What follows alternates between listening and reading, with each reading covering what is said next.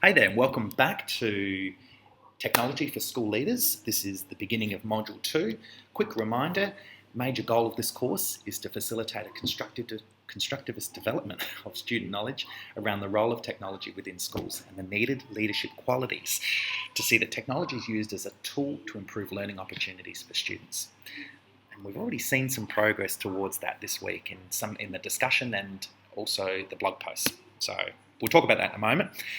The course is organised around 3 forms of engagement that harness the power and opportunity of technology. And the first of them is blogging. And so I gave you some articles there. They're on Flipboard on the how, the why and the what of blogging. And what I've seen this week, even for people who are quite new to blogging, actually taking to it rather naturally. So I'll share some of those reflections in a moment. The online discussion via Schoology, fascinating. I'm going to share some of those takeaways in a moment too, but this will form a major part of this week. There are going to be 2 discussion rooms opening up, and I'll share that with you in a moment. And finally, our personal inquiry. Not everybody has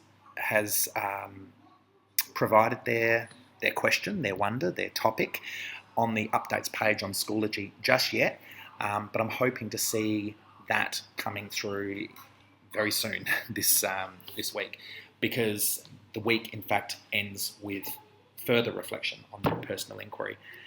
And let's not forget what this is about. This is really about making this course meaningful to you in your context so that you can be moving forward as a leader and thinking about some of the things we've already talked about, such as implementation and integration of technology, what your role is, what the role of your team is, your cohort, the leadership that you work under, and of course the students.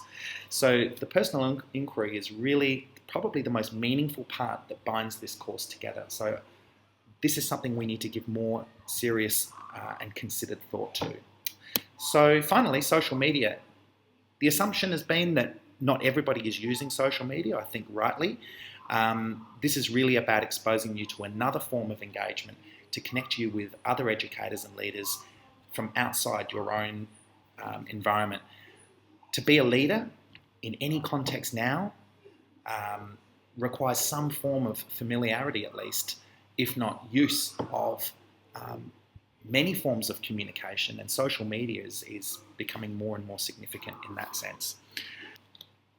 So our learning target for Module 2 is I can develop a vision that is context specific and describes the benefit of technology integration. And so, we're talking about 5 main tasks here. The first one's an interesting one, and this is the second discussion, and this takes the form around 3 individual TED Talks. And so your task is to post your reactions and significant takeaways to your blog. And to make reference to each of the respective speakers. So what I'd like you to do is try to link to your inquiry question and context where appropriate, as this was certainly one of the strengths of discussion 1 this week. And so I'm hoping that we follow that and that we don't, what I'd like to avoid is statements of summary, because I think we're all very good at doing that. But what we really want to be doing is we really want to be trying to apply some of the concepts that we encounter here. Now, one observation you might make is that some of these are perhaps arguably a tiny bit dated, but I think that's actually okay in this case, because the ideas that are put forward by these 3 speakers are ones that they may have been talked about 3-4 years ago, but really I think they're just starting to filter in. I think people are starting to form some opinions around some of the ideas that these speakers talk about. So I think it's a time to have a rich discussion around the concepts that these guys are talking about, because this is not front of the curve. This is the jury starting to speak about this. And so this is why this is a discussion task this week and not a blog post.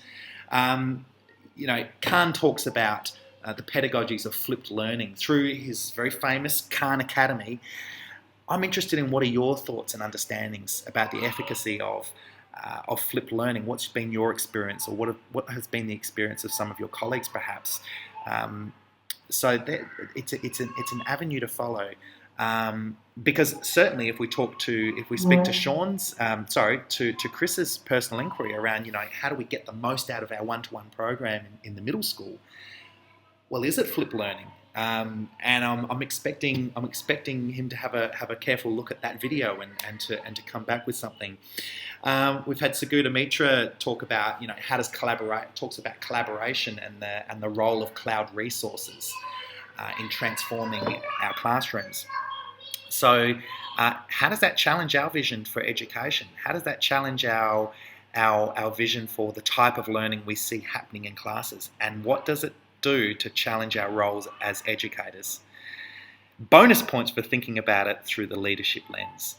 And then we have Will Richardson talking on some similar themes about challenging the role of the teacher again and the implications that technology has around school leadership. And he's really talking about, the experts are out there. The expert is not necessarily that teacher in that classroom. How does it change the role of teacher? These have extraordinary implications for what we think and do around education, and as leaders, how we think about implementation and integration. Two sides of the same coin, James. So we then come to our third discussion, which is around school reform. And this article is put into Flipboard, but it's also linked here on the keynote if you find this more convenient. And it's Steve Denning, and he's talking about the best ideas for reforming K-12 education. Your task is to generate a list of at least 4 questions that you would have about changes you'd like to see in your school's one-to-one program. Chris, I hope you're paying attention to this. Post any questions that you have into the discussion and try to connect to each other's ideas. Check the rubric for what really is expected in this. This is really about engagement. This is not about agreement or disagreement, like or dislike.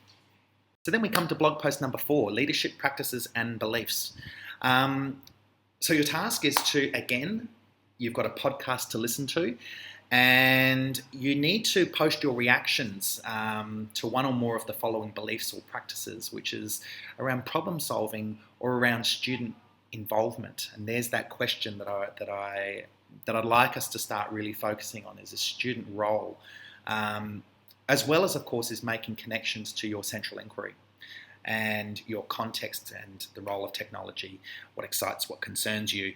And so that you will find this linked on the syllabus, which is in the materials section of Schoology, or if you want to download this keynote, this will, where it says Eric here, will link you to, or the little graphic down the bottom. Both will take you straight to the podcast page. We then move to social media, and there is this task this week, which is around your Twitter connections. Now, one announcement I want to make about this task is that I've actually, upon further consideration, this particular task has been a bit of a staple of this course for a period of time, but I really want to acknowledge the fact that a number of you are regular users of Twitter for educational and professional reasons. So what I want to do for those people in particular this week is if you have been engaged in a form of professional dialogue on Twitter in the recent months, I don't want to place a hard date on this, but in the last few months, if you can demonstrate that you have done this recently, then I'm happy for you to take a screenshot of that and paste it into the assignment on Schoology as evidence of this. And I'm happy to give you credit for that. I don't want to manufacture a false task really for you. If you are out there and you are doing what this is asking you to do, which is to engage and connect with other educators in a professional dialogue using social media. For those who are newer, or if it's been a while, then your task is as follows: is to engage in a Twitter conversation with someone you don't know around a topic, and involving technology. It's pretty simple, really. So you've got a couple of hashtags there. The first one is the one I want you to use, which is the UNI EDLEAD hashtag. But EdChat, CPChat, if you do a search on those tags, you will see an absolute ton. You will see thousands of educators engaging in professional dialogue around topics some of which may be of interest to you. So those are really good ones. And submit your Twitter URL to the discussion in Schoology, or drop a screenshot in there. Either way, it just narrows it down and shortens down the task for me a little bit. However, that said, I am following each of you now, so I can go and have a look as well in a more real manner via Twitter itself. There's some great hashtags to follow. The EdChat's the one I mentioned. EdTech is another one. This week's task being with a technology thread to it. EdTech is a huge one. There's the CP Chat and EduCoach. EduCoach, not one that I've used, but it's been recommended to me by others. I tend to stick with EdChat and EdTech. And then finally, your update number 2 to round out Module 2 is your personal inquiries. You need to revisit. You need to compose a blog post that reflects your current thinking and progress about your context, role of leadership, role of technology, taking into account the themes that you've crossed paths within Modules 1 and 2, and the connections you're making to your inquiry, as well as those of your cohort colleagues. So we really are going beyond the what, and we're starting to focus now on the how and why aspects. I'd like to see you link to some extended independent reading through the UNI portals and databases. I'd like to see you starting to talk about, I'd like to see you starting to clarify, modify, maybe redraft, or maybe go at it again. Your topic itself. Maybe there's been some ideas that have come through in Modules 1 and 2 that have caused you to sort of think, actually, you know what, that is the direction I'm most interested in taking. I just didn't know it back at the start of Module 1. And so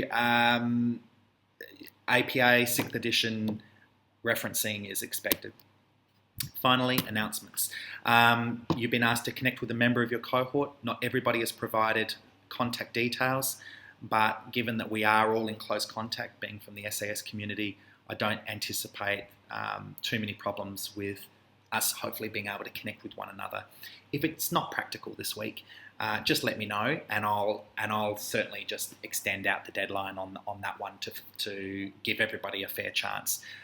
Like I said last week, the deadlines are really only to keep you on track and manageable, but really the discussions are really what's driving this. Those are more time sensitive, and they're not something you can easily come late to if you expect to be able to exchange in some sort of dialogue.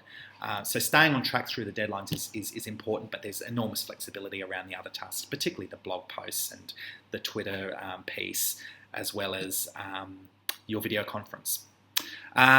So articles are being posted in EDLEAD Flipboard magazine. You're welcome to do so too. Again, just reach out, request to be a collaborator. I will certainly grant that.